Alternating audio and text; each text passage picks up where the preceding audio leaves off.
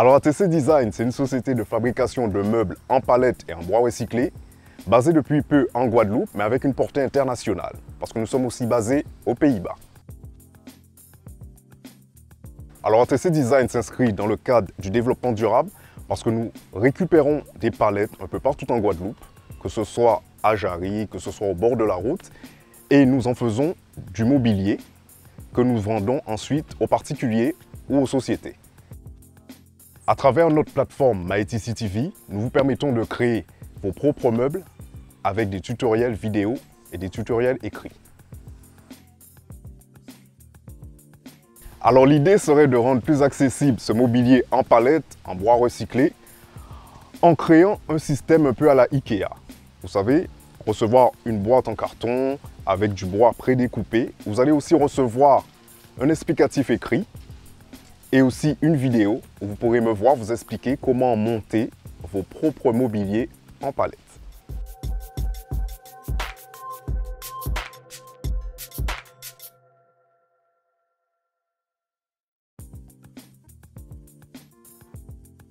La Team Manager 29M est une association d'animation culturelle et de loisirs au Vélodrome qui accueille des enfants depuis l'âge de 2 ans, filles et garçons, des personnes d'âge ainsi que des sports adaptés.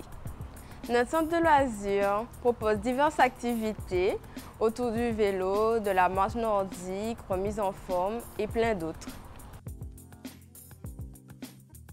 Nous agissons dans le cadre du développement durable car nous apprenons aux enfants à pédaler, à circuler, à rouler grâce au programme Savoir rouler, dans le but de leur permettre d'effectuer les trajets maison-école en sécurité en utilisant les mobilités douces. Nos actions sont portées par des jeunes en formation, ce qui favorise leur insertion sociale.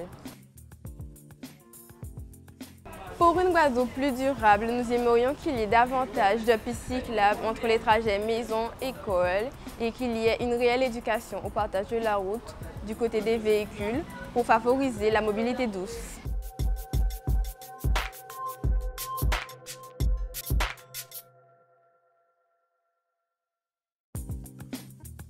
L'association Original existe depuis 3 ans. Nous sommes situés dans le quartier de l'Oricis où nous nous trouvons actuellement. Nos activités principales restent le carnaval, les chantées Noël, les voyages et les sorties. Mais notre objectif principal est de favoriser le bien-être de tous nos adhérents. C'est pour cela que nous avons eu l'idée de créer un jardin partagé dans la cour de notre local qui se situe à l'Oricisque. Alors, comme vous le savez, le bien-être est l'un des objectifs du développement durable. Alors, pendant toute l'année 2019, pour favoriser le bien-être de nos adhérents, nous avons mis en place un certain nombre d'événements, notamment des Zumba, de la Socafit gratuite. Mais petit à petit, nous nous sommes dit pourquoi ne pas aller plus loin et créer ce jardin partagé dans la cour de notre local pour pouvoir réunir les adhérents et les voisins. Pointe-à-Pitre est petit, pas beaucoup d'espace. Donc c'est pour ça qu'on veut en fait pousser les gens à créer chez eux, sur leur balcon, leur petit jardin. Et on va même créer un challenge sur le plus beau jardin de balcon. Si nous avions une baguette magique au sein de l'association Original, nous aimerions que la Guadeloupe puisse devenir autosuffisante de point de vue alimentaire. C'est d'ailleurs en ce sens que nous proposons le jardin partagé, premièrement, puis la permaculture qui pourrait permettre en fait aux résidents du quartier de l'Oricis tout simplement de s'approprier la production locale et puis par la suite de s'en nourrir et de manger sainement.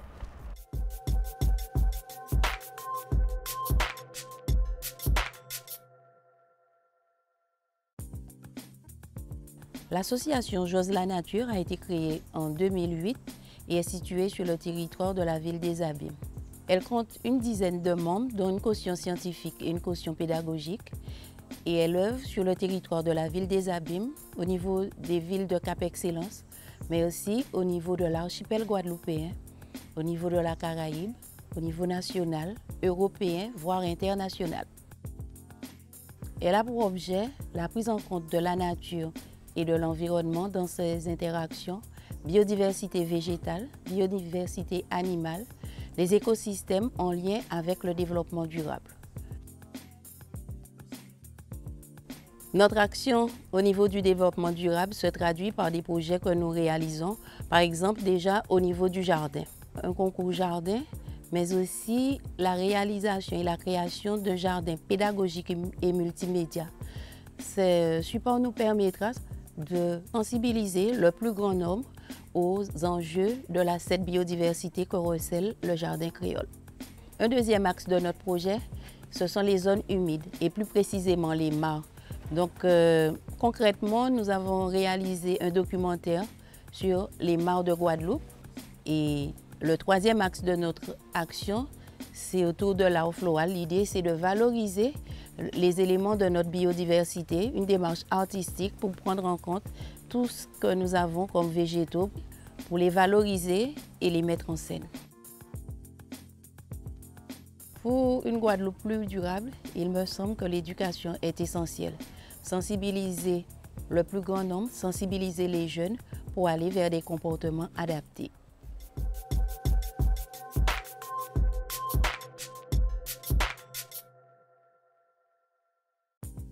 Ziamangrovla est une association qui a pour objectif de favoriser et de permettre la conservation des zones à mangrove. C'est un outil de transmission et de communication qui permet de transmettre les connaissances à tous.